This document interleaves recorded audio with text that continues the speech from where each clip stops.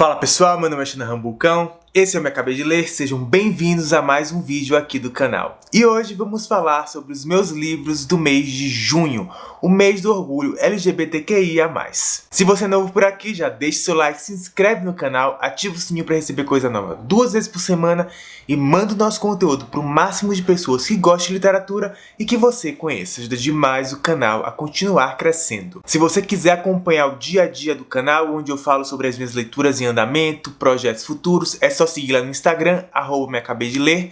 E fica aquele aviso de sempre, se você fazer qualquer compra no site da Amazon, de um carrinho de controle remoto a caderno para o ano letivo, usa o link do canal, ele tá na descrição do vídeo, a gente recebe uma pequena comissão em cima de sua compra, você não muda em nada o valor final e a gente reinveste por aqui. Para o mês de junho, eu tinha me proposto a ler apenas livros com personagens LGBTQIA+. De preferência que fosse o personagem principal. Eu tinha colocado It na lista, mas eu tirei It da lista. Na verdade, eu não terminei It. Eu li umas 200 páginas e eu parei novamente. Ele será terminado em algum momento, mas não é agora. Eu tentei diversificar bem essas leituras. Tem personagens gays, lésbicas, bis, trans... personagens que eu pudesse ter uma pluralidade de visões de mundo.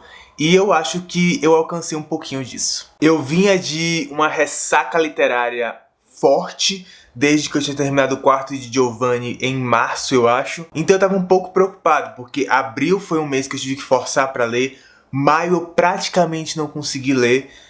E fazer essa TBR específica para esse mês me ajudou demais. A ressaca acabou, eu posso dizer isso com tranquilidade. Não sei se é porque eu tive a oportunidade de estabelecer conexão com alguns personagens, ou porque eu conheço pessoas que passaram por situações semelhantes, ou porque as histórias me tocaram profundamente, mas eu posso dizer tranquilamente que eu aproveitei demais esse mês. Foi um mês em que a leitura foi um deleite pra mim. Eu aproveitei do início ao fim. Claro, tem os altos e baixos, como todo mês, mas eu aproveitei demais. Foram 10 livros, 10 belas obras, e eu vou compartilhar um pouquinho da minha experiência com elas agora aqui com vocês. Eu comecei o mês com Ricardo e Vânia, do Chico Felitti, publicado pela Todavia. Ricardo e Vânia conta a história de duas pessoas. O Ricardo, ele é quase uma lenda urbana em São Paulo,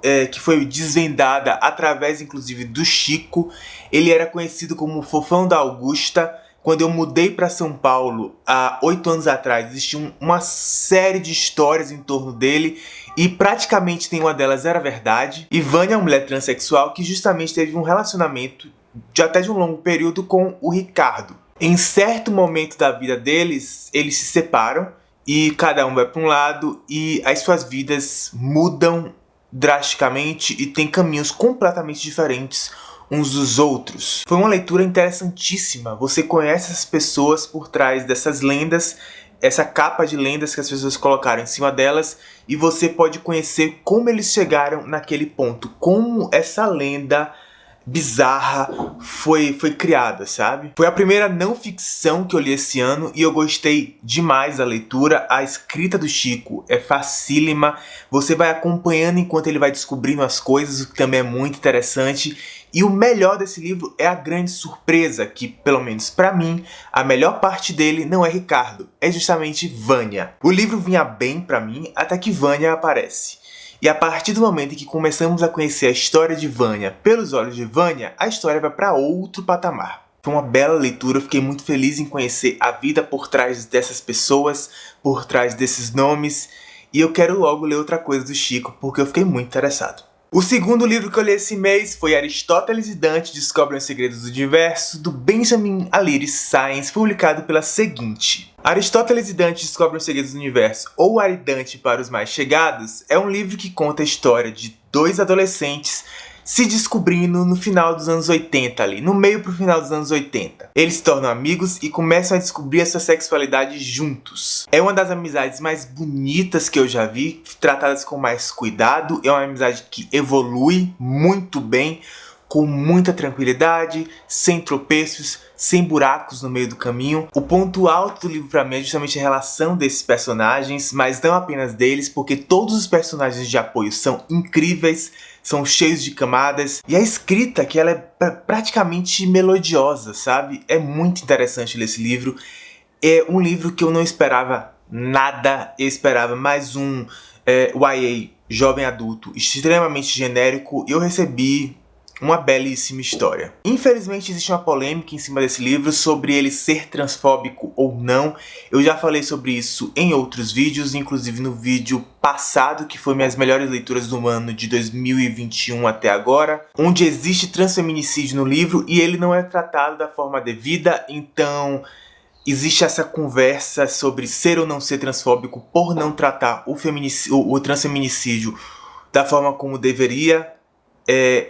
As pessoas não conseguem chegar a uma conclusão sobre isso. Existe essa polêmica, mas foi um livro que eu realmente amei. O terceiro livro que eu li esse mês foi Boy Erased, de Garrett Conley, publicado pela Intrínseca. Boy Erased é um livro que conta a história da vida do autor, onde ele, sendo um adolescente gay, filho de um pastor de igreja, é mandado para um acampamento de cura gay. Foi um livro que pra mim foi muito morno.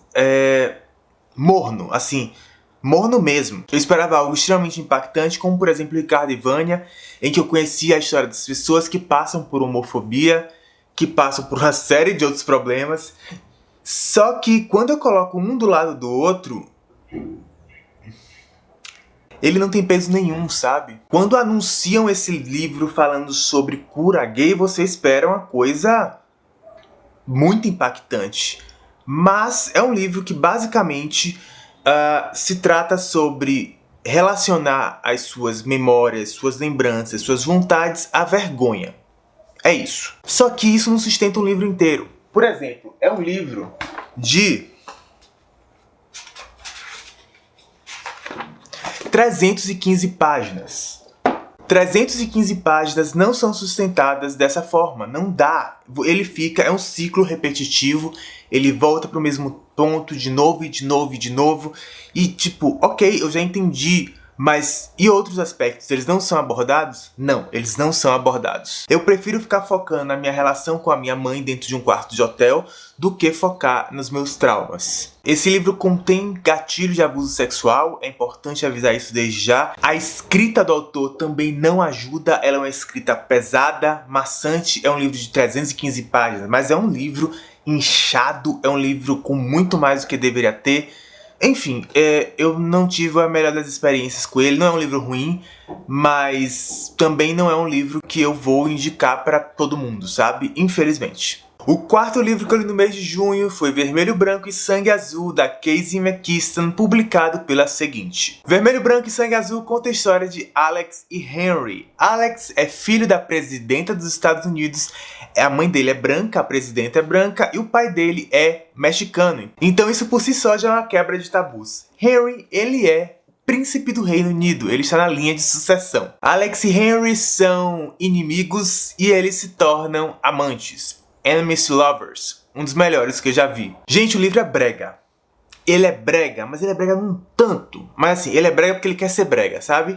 Eu quero ser brega, Reginaldo Rossi brega, que eu sou brega, é exatamente isso que ele é. Só que ele não é um brega ruim, ele é um brega bom, brega com B maiúsculo. Um brega que te faz rir e te faz se apaixonar pelos personagens do início ao fim. Ele inclusive traz provavelmente o meu casal favorito do ano, que é Alex e Henry.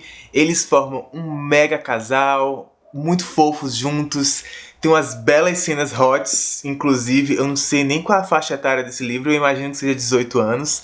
E tudo é muito engraçado, sabe? Eu dei muita risada com ele. Não é um livro perfeito, longe disso. A corrida presidencial, porque a mãe do Alex está tentando se reeleger como presidenta dos Estados Unidos, fica em segundo plano, mas ela fica em segundo plano num tanto que você simplesmente não se importa, não dá a mínima para a corrida presidencial, quem vai ganhar, quem vai perder, caguei. E a história se escora neles dois mesmo, assim. Então, todas as partes em que envolvem a corrida presidencial, você tipo tá, passa logo que eu quero ver os dois. Se você quer o livro cabeça, que vai te dar ensinamentos preciosos para sua vida, não é ele. Mas ele é aquele livro conforto para um dia difícil.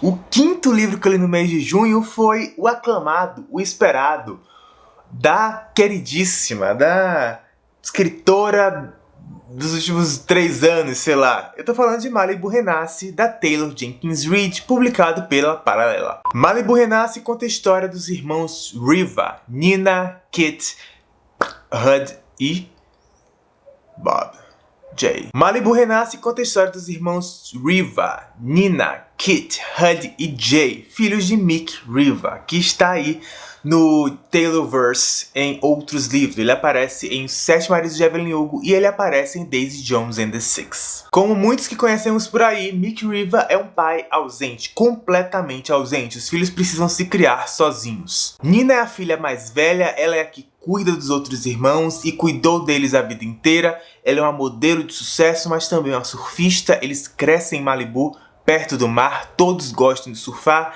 E isso é muito importante aqui dentro da história, faz parte da vida de quem eles são, sabe? Já Jay é um surfista profissional, ele é o segundo irmão na escadinha. Aí vem Hud, que é um pouquinho mais novo só do que Jay. Ele é um fotógrafo, ele fotografa justamente enquanto Jay está surfando e vende essas fotos. E Kit é a mais nova, e ela é a queridinha, ela é amada por todos. Malibu Renasce é bem uma história de uma família e sobre as suas relações e seu dia a dia. Mas, como plano de fundo, temos uma festa, a festa anual dos Riva, que ocorre sempre na casa da Nina. A primeira metade do livro é justamente falando dos irmãos, da relação dos irmãos, como eles cresceram, a relação com a mãe, com o pai, com o restaurante da família, como cada um chegou onde está.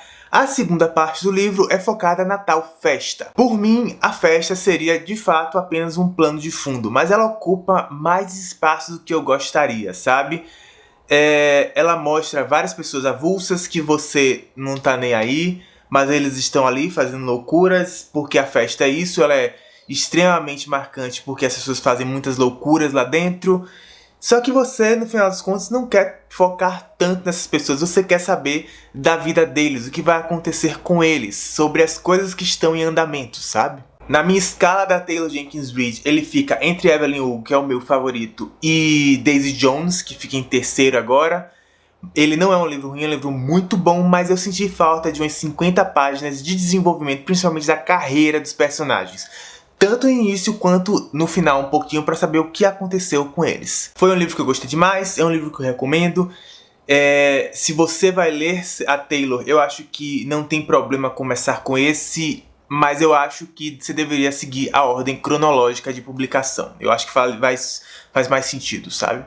O sexto livro que eu li no mês de junho foi O Fim de Ed, do Edouard Louis, publicado pela Tusquets. Eu acho que é Tusquets, desculpa se eu falei errado. O Fim de Ed é mais um livro que conta a história do autor, só que diferente de Boy Raised, esse sim me impactou demais. Edouard Louis, ou Ed, era uma criança pobre que morava no interior da França, num vilarejo no norte da França. Ele era uma criança gay afeminada que morava no interior da França nos anos 90. Então você pode entender basicamente como era o parâmetro da vida dele. Eu, como um homem gay, consigo tranquilamente me identificar com muitas das coisas que ele passou, consigo encaixar na minha vida coisas que aconteceram com ele. Felizmente não passei pela parte de apanhar na escola, felizmente, porque muita gente passa por isso. Mas toda a parte verbal, todas as agressões verbais estiveram lá dos meus, sei lá, 9 até os meus 17 anos.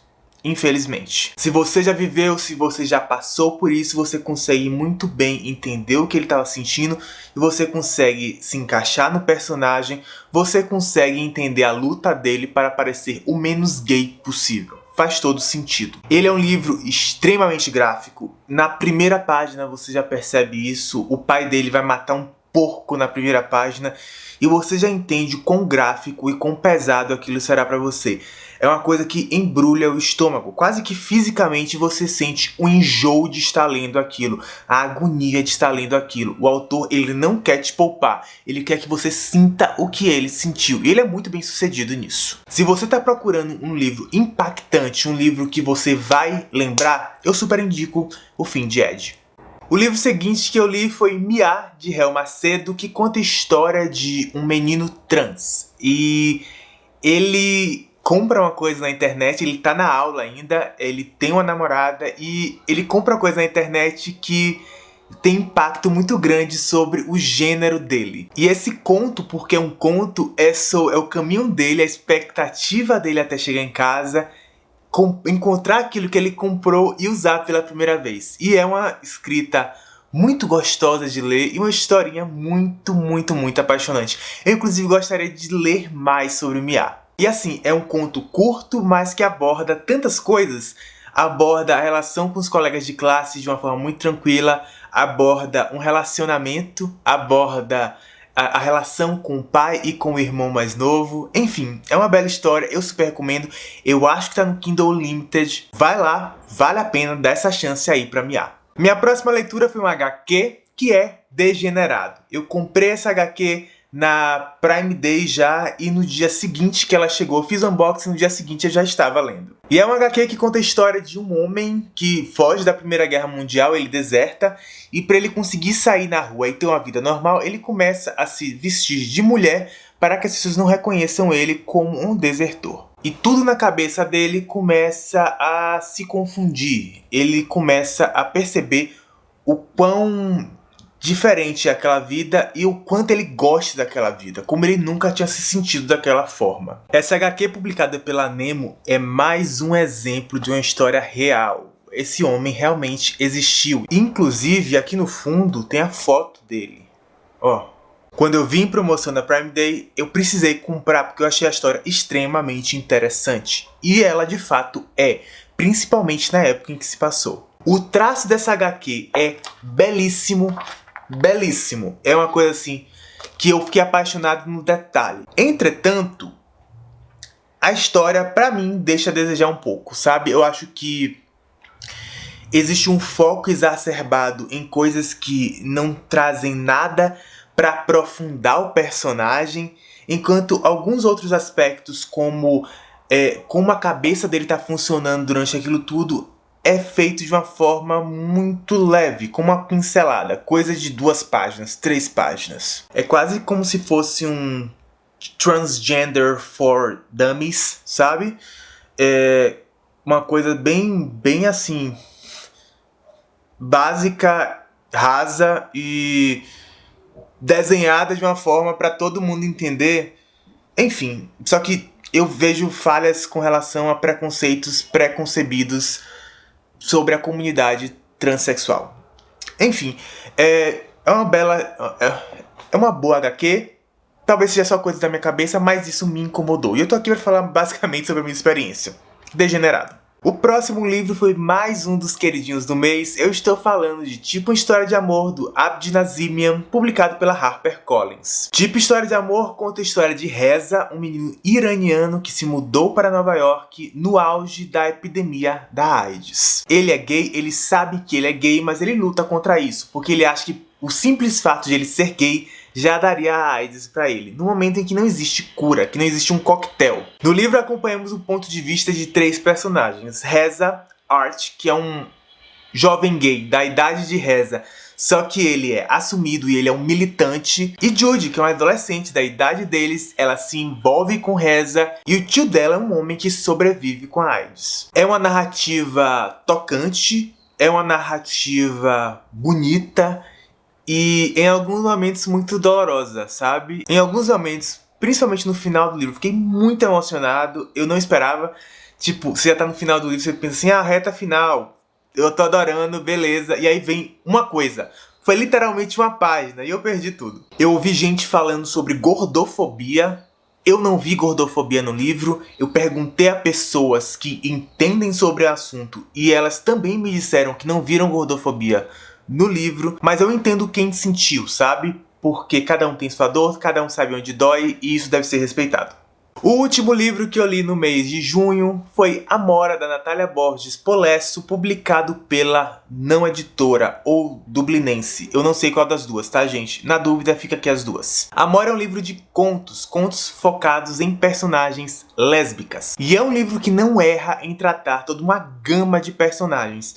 De uma criança que está se descobrindo a uma idosa que está querendo se casar. Tem desde narrativas extremamente engraçadas, com pitadas de sarcasmo, ironia, deboche, a coisas extremamente emocionantes. É um livro que te dá todas as emoções possíveis na medida certinha. Claro que, como todos os livros de contos, alguns mexeram mais comigo do que outros. Em uns eu ri mais do que em outros.